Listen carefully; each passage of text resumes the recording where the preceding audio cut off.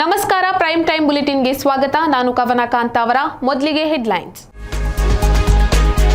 ರಾಜ್ಯದಲ್ಲಿ ultra extreme ಎಡಪಂಥೀಯರು ಆಡಳಿತ ನಡೆಸ್ತಾ ಇದ್ದಾರೆ ಎಂದ ಬಿಎಲ್ ಸಂತೋಷ್. ನಾಳೆಯಿಂದ 2 ತಿಂಗಳು ಯಾಂತ್ರೀಕೃತ ಮೀನುಗಾರಿಕೆ ನಿಷೇಧ. ಪ್ರಜ್ವಲ್ ರೇವಣ್ಣ ಕಾನೂನಾತ್ಮಕವಾಗಿ ಶರಣಾಗಿದ್ದಾನೆ. ಎಸ್ಐಟಿ ಕಟುಬದ್ಧವಾಗಿ ತನಿಖೆ ಮಾಡಬೇಕು ಎಂದ ಬಸವರಾಜ ಬೊಮ್ಮಾಯಿ. ಟಿಕೆಟ್ ವಿಚಾರಕ್ಕೆ ಹೊಡೆದಾಡಿಕೊಂಡ ಪೊಲೀಸ್ ಕಾನ್ಸ್ಟೇಬಲ್ ಹಾಗೂ ಬಸ್ ಕಂಡಕ್ಟರ್.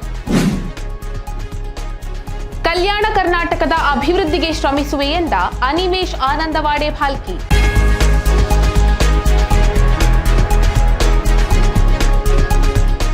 ರಾಜ್ಯದಲ್ಲಿ ಕಾಂಗ್ರೆಸ್ ಆಡಳಿತ ನಡೆಸ್ತಾ ಇಲ್ಲ, ಅಲ್ಟ್ರಾ ಎಕ್ಸ್ಟ್ರೀಮ್ ಎಡಪಂಥೀಯರು ಆಡಳಿತ ನಡೆಸ್ತಾ ಇದ್ದಾರೆ ಎಂದು ಬಿಜೆಪಿ ರಾಷ್ಟ್ರೀಯ ಸಂಘಟನಾ ಕಾರ್ಯದರ್ಶಿ ಬಿಎಲ್ ಸಂತೋಷ್ ಹೇಳಿದರು. ಮೋದಿ ಅವರ ಕಾಲದಲ್ಲಿ ಬಂದು ಯಾರಿದ್ದಿದ್ರು ಬರ್ತಿತ್ತು. ಇವರೊಂದು ಸ್ಟೇಟ್ ಎಜುಕೇಶನ್ ಪಾಲಿಸಿ ಅಂತ ಮಾಡಿದ್ರು. ಒಬ್ಬೊಬ್ಬ ಶಿಕ್ಷಕನಿಗೂ ಹೇಳಬೇಕು, ಸ್ಟೇಟ್ ಎಜುಕೇಶನ್ ಪಾಲಿಸಿ ಅಂತ ಮಾಡಿದ್ಮೇಲೆ ತುಂಬಿದ್ದೆಲ್ಲವೂ ಕೂಡ ಹಿಂದೂ ವಿರೋಧಿಗಳನ್ನ. ಆ ಇಡೀ ಸಮಿತಿಯಲ್ಲಿ ಯಾರನ್ನು ತುಂಬಿದ್ರು? ನಂಗೆ 500 ಪುರ ಬೇಕು. ಯಾರನ್ನು ತುಂಬಿದ್ರು? ಹಿಂದೂ ವಿರೋಧಿಗಳನ್ನ ತುಂಬಿದ್ದೆಲ್ಲ ರಾಷ್ಟ್ರೀಯತೆ ವಿರೋಧಿಗಳನ್ನ. ಯಾರು ದೇಶ ಮೊದಲು ಅಂತ ಹೇಳ್ತಾರೋ, ಈ ದೇಶ ಚೆನ್ನಾಗಾಗಬೇಕು ಅಂತ ಹೇಳ್ತಾರೋ, ಅದಕ್ಕೆ ವಿರೋಧ ಇರೋರನ್ನೇ ಸ್ಟೇಟ್ ಎಜುಕೇಶನ್ ಪಾಲಿಸಿ ಕಮಿಟಿಯಲ್ಲಿ ಹಾಕೋದು. ಹೋಗ್ಲಿ, ಇಷ್ಟೆಲ್ಲ ಹಾಕಿದ ಮೇಲೆ ಸ್ಟೇಟ್ ಎಜುಕೇಶನ್ ಪಾಲಿಸಿ ಫಾರ್ಮ್ ಆದ್ರೂ ಮಾಡ್ತಾರ ಅಂತ ಕೇಳಿದ್ರೆ ಇವತ್ತಿನವರೆಗೂ ಆಗಲಿಲ್ಲ. ಇಡೀ ದೇಶದ ಅನೇಕ ರಾಜ್ಯಗಳಲ್ಲಿ ನ್ಯಾಷನಲ್ ಎಜುಕೇಶನ್ ಪಾಲಿಸಿಯಲ್ಲಿ ಶಿಕ್ಷಣದ ವ್ಯವಸ್ಥೆ ಮುಂದುವರಿತಾ ಇರಬೇಕಾದ್ರೆ ರಾಜ್ಯದಲ್ಲಿ ಇರ್ತಕ್ಕಂಥ ಅಲ್ಟ್ರಾ ಎಡಪಂಥೀಯ ಸರ್ಕಾರದ ಆಶ್ರಯದಲ್ಲಿ ಇವತ್ತು NEP ಕೂಡ ಇಲ್ಲ. ಹೋಗ್ಲಿ, SCP ಏನಾದ್ರೂ ಬರಲಿ, ಅತ್ಲಾಗ ಏನಾದ್ರೂ ಒಂದು ಸಿಗಲಿ ಅಂತ ಕೇಳಿದ್ರೆ ಇವತ್ತು SCP ಕೂಡ ಇಲ್ಲ. ಎರಡೂ ಇಲ್ಲ. ಶಿಕ್ಷಕರ ಕ್ಷೇತ್ರದಲ್ಲಿ ಬಹಳ ದೊಡ್ಡದಾಗಿರ್ತಕ್ಕಂಥ ಚರ್ಚೆ ವಿಷಯ. ಯಾಕೆ ಬರಬೇಕು ಅಂದ್ರೆ, ಇಬ್ರು ವ್ಯಕ್ತಿಗಳ ಮಧ್ಯದಲ್ಲಿ ಹೋರಾಟ ಅಲ್ಲ, ಇದು 2 ಪಕ್ಷಗಳ ಮಧ್ಯದಲ್ಲಿ ಹೋರಾಟ ಅಲ್ಲ. ಇವತ್ತು ರಾಜ್ಯದಲ್ಲಿ ಆಡಳಿತ ನಡೆಸ್ತಾ ಇರ್ತಕ್ಕಂಥ ವ್ಯಕ್ತಿಗಳಿಗೆ ಇವತ್ತು ದೇಶ ಇರ್ಬೋದು, ಸಂಸ್ಕೃತಿ ಇರ್ಬೋದು, ಸಾಮಾನ್ಯ ಜನರ ಹಿತ ಇರ್ಬೋದು, ಯಾವುದು ಕೂಡ ಅವರಿಗೆ ಪ್ರಮುಖನೇ. ಒಂದು ಕಡೆಯಿಂದ ಅತ್ಯಂತ ಕಡುವಾಗಿರ್ತಕ್ಕಂಥ ಭ್ರಷ್ಟಾಚಾರ, ಇನ್ನೊಂದು ಕಡೆಯಿಂದ ಸಂಪೂರ್ಣ ಎಡಪಂಥೀಯ ವಿಚಾರಧಾರೆಯವರು ಸರ್ಕಾರದ ಮೇಲೆ ಮಾಡ್ತಾ ಇರ್ತಕ್ಕಂಥ ಇವತ್ತು ನಿಯಂತ್ರಣ ಅಂತ. ಇನ್ನು 3ನೇ ಕಡೆಯಿಂದ ಅವರಿಬ್ಬರ ಮಧ್ಯದಲ್ಲೇ ಇರ್ತಕ್ಕಂಥ ತಾಳ್ಮೆ ಕೊರತೆ. ಒಬ್ಬರಿಗೆ ತನ್ನ ಸ್ಥಾನ ಉಳಿಸ್ಕೊಳ್ತಕ್ಕಂಥ ಸಮಸ್ಯೆ ಆಗಿದ್ರೆ ಇನ್ನೊಬ್ಬರಿಗೆ ಹೇಗಾದ್ರೂ ಮಾಡಿ ಇನ್ನೊಂದು ಸ್ವಲ್ಪ ದಿನದೊಳಗೆ ಆ ಜಾಗದಲ್ಲಿ ಬಂದು ಕೂತ್ಕೊಳ್ಬೇಕು ಅಂತಕ್ಕಂಥ ಇನ್ನೊಬ್ಬರ ಪರಿಸ್ಥಿತಿ. ಇಬ್ಬರ ಕನಸಿಗೂ ಕೂಡ ಜೂನ್ 4ನೇ ತಾರೀಕು ಎಳ್ಳು ನೀರು ಬಿಡೋರಿದ್ದಾರೆ ರಾಜ್ಯದ ಮತದಾರ. ಯಾಂತ್ರೀಕೃತ ಮೀನುಗಾರಿಕೆ ಚಟುವಟಿಕೆಯನ್ನ ಜೂನ್ 1ರಿಂದ ಜುಲೈ 31ರವರೆಗೆ ಒಟ್ಟು 61 ದಿನಗಳ ನಿಷೇಧಿಸುವಂತೆ ರಾಜ್ಯ ಸರ್ಕಾರ ಆದೇಶ ಹೊರಡಿಸಿದೆ. ಮಳೆಗಾಲದ ಅವಧಿಯಲ್ಲಿ ಉಡುಪಿ ಜಿಲ್ಲೆಯಲ್ಲೂ ಸೇರಿದಂತೆ ಕರ್ನಾಟಕದ ಕರಾವಳಿಯಲ್ಲಿ ಯಾವುದೇ ಬಲೆಗಳನ್ನು, ಸಾಧನಗಳನ್ನು ಉಪಯೋಗಿಸಿ ಮೀನುಗಾರಿಕೆಗಾಗಿ ಯಾಂತ್ರೀಕೃತ ದೋಣಿಗಳ ಮತ್ತು 10 ಅಶ್ವಶಕ್ತಿ ಸಾಮರ್ಥ್ಯಕ್ಕಿಂತ ಮೇಲ್ಪಟ್ಟ ಯಂತ್ರಗಳನ್ನು ಅಳವಡಿಸಿರುವ ಸಾಂಪ್ರದಾಯಿಕ ದೋಣಿಗಳ ಮೀನುಗಾರಿಕೆ ನಡೆಸುವಂತಿಲ್ಲ. ಯಾಂತ್ರೀಕೃತ ಮೀನುಗಾರಿಕೆ ಚಟುವಟಿಕೆಯನ್ನ ಜೂನ್ 1ರಿಂದ ಜುಲೈ 31ರವರೆಗೆ ಒಟ್ಟು 61 ದಿನಗಳ ನಿಷೇಧವನ್ನ ಹೇರಿ ರಾಜ್ಯ ಸರ್ಕಾರ ಆದೇಶ ಹೊರಡಿಸಿದೆ.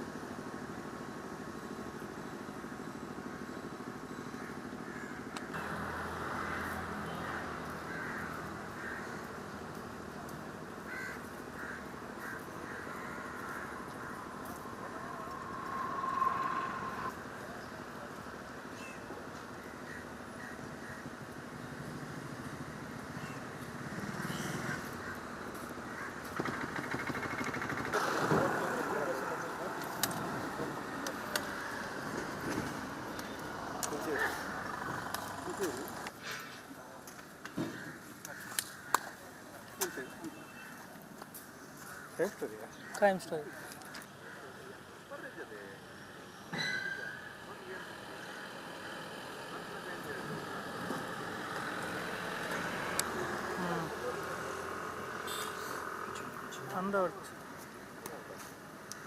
ಹಕ್ಕೆ ಫ್ರೇಮ್ ಉಡ್ಬತ್ತೀರ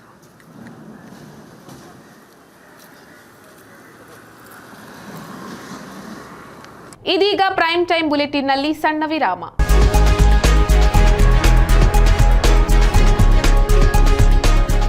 ವಿರಾಮದ ಬಳಿಕ ಪ್ರೈಮ್ ಟೈಮ್ ಬುಲೆಟಿನ್ಗೆ ಮತ್ತೆ ಸ್ವಾಗತ.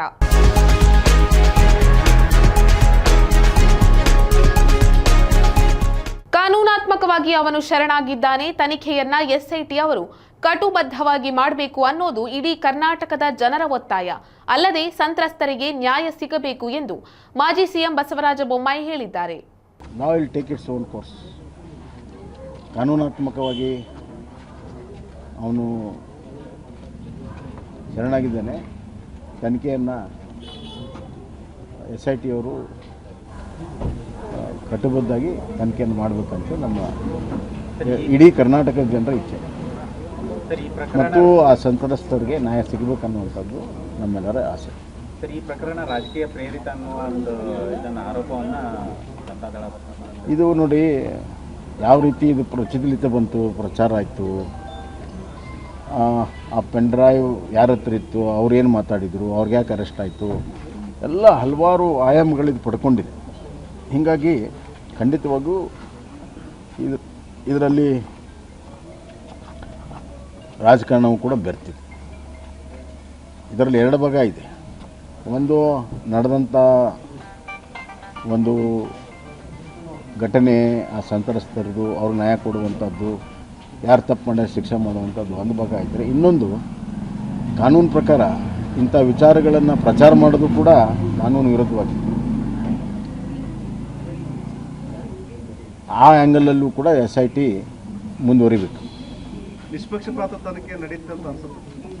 ಹಾಂ, ಇದೆಲ್ಲ ಬೆಳವಣಿಗೆ ನೋಡಿದಾಗ ಕಾದು ನೋಡೋಣ ಏನಾಗುತ್ತೆ, ಡೆವಲಪ್ಮೆಂಟ್ ನೋಡಿದಾಗ ಗೊತ್ತಾಗುತ್ತೆ.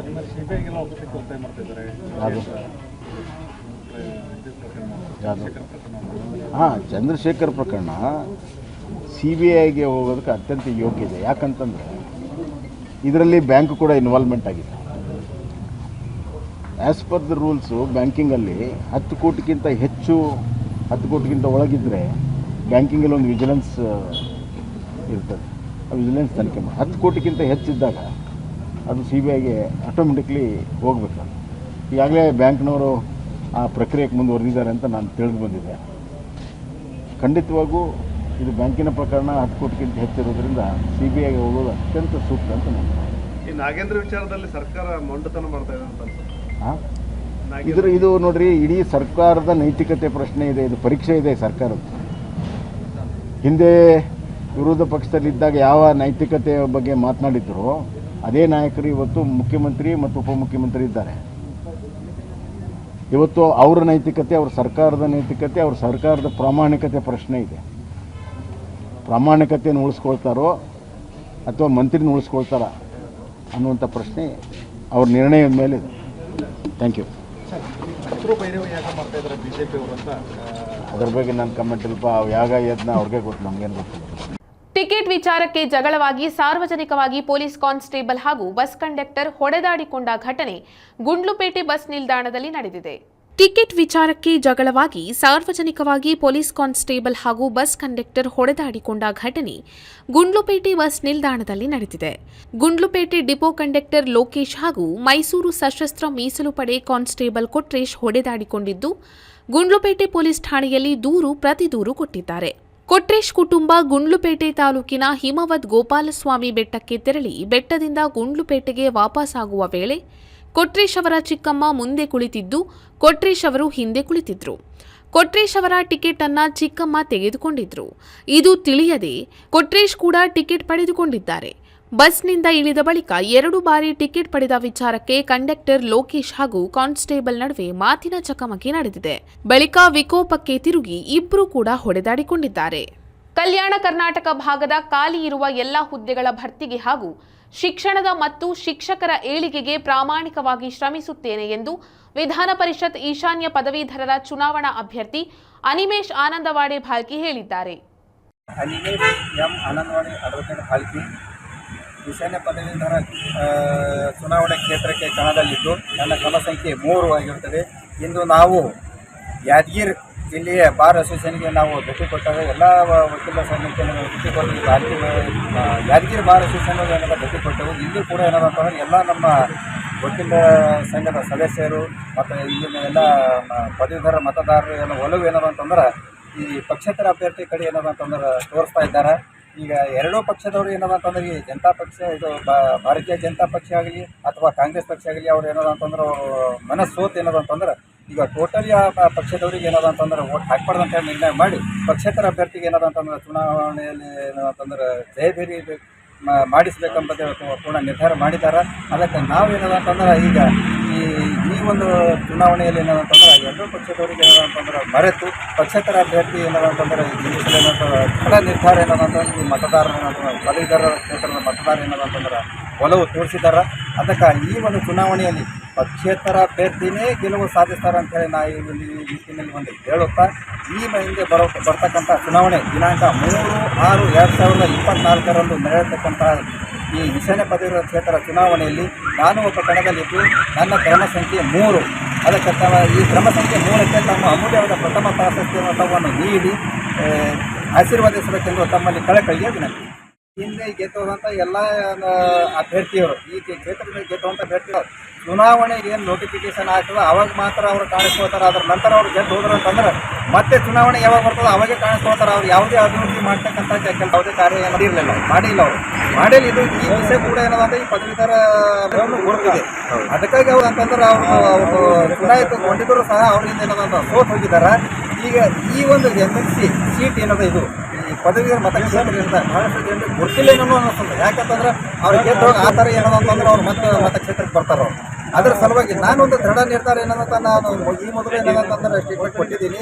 ನಾನು ಒಂದು ಆಶೀರ್ವಾದ ಮಾಡಿ ಏನಂತ ಈ ಚುನಾವಣೆಯಲ್ಲಿ ಏನಂತ ಗೆಲ್ಲಿಸಿದಾರ. ಈ ಹೈದರಾಬಾದ್ ಕರ್ನಾಟಕ ಈಶಾನ್ಯ ಪದವಿ ಕ್ಷೇತ್ರದಲ್ಲಿ ಸುಮಾರು 7 ಜಿಲ್ಲೆಗಳಿವೆ. ಹೈದರಾಬಾದ್ ಕರ್ನಾಟಕ ಏರಿಯಾ ಟೋಟಲ್ 7 ಜಿಲ್ಲೆಗಳಿವೆ. ಇದರ ಈ 7 ಜಿಲ್ಲೆಗಳಲ್ಲಿ ಏನಂತಂದ್ರೆ ಪ್ರತಿ ಜಿಲ್ಲೆಗೆ ಏನದಂತಂದ್ರೆ ಪ್ರತಿ ವರ್ಷದಲ್ಲಿ ಈ ಪದವೀಧರ ಮತದಾರರು ಏನಂತಂದ್ರೆ ಒಟ್ಟುಗೂಡಿಸಿ ಅವರ ವಿಚಾರವನ್ನು ಏನಂತಂದ್ರೆ ವಿಚಾರಿಸಿ ಅವರದ್ದು ವಿಚಾರ ಏನಂತ ನಾನು ಪಡೆದು ಏನಂತಂದ್ರೆ ಈ ಒಂದು ಅಭಿವೃದ್ಧಿ ಏನಂತ ನಾನು ಕೆಲಸ ಮಾಡಲ್ಲ ಅಂತ ಕ್ರಮ ತಗೊಳ್ತೇನೆ ಅಂತೇಳಿ ಈ ಒಂದು ಇದರ ಮುಖಾಂತರ ಬಯಸ್ತೇನೆ. ಇದಾಗಿತ್ತು ಇವತ್ತಿನ ಪ್ರೈಮ್ ಟೈಮ್ ಬುಲೆಟಿನ್. ನಿರಂತರ ಸುದ್ದಿ ಮತ್ತು ಮನೋರಂಜನೆಗಾಗಿ ನೋಡ್ತಾ ಇರಿ ನ್ಯೂಸ್ ಕರ್ನಾಟಕ.